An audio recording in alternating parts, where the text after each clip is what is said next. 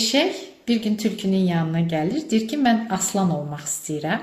Tülkü eşeğe baxır, gülür, deyir ki, aslan olmaq istəyirsənsə, get biraz quyruğundan kəs, biraz da qulağından kəs. Eşek qaça-qaça gedir, biraz qulağından kəsir, biraz quyruğundan kəsir, amma canı da çox yanır. Bildirmir bunu, özünü o yerə qoymur. Gəlir tülküyə deyir ki, nə oldu, indi mən aslana oxşadım mı?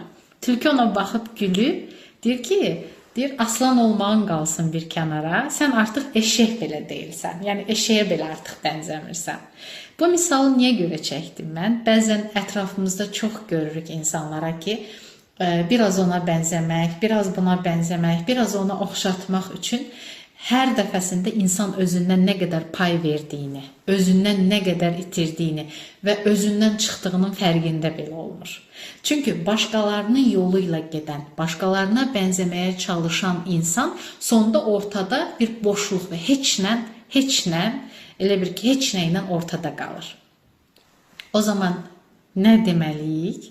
Nə olursa olsun, özün ol, özünü tap, özün həqiqi kimsənsə, həqiqi mənan nədirsə, bu həyatdakı yerin nədirsə, kimsənsə onu tapmağa çalış və bunu başqalarının izi və yolu ilə gedərək etmə.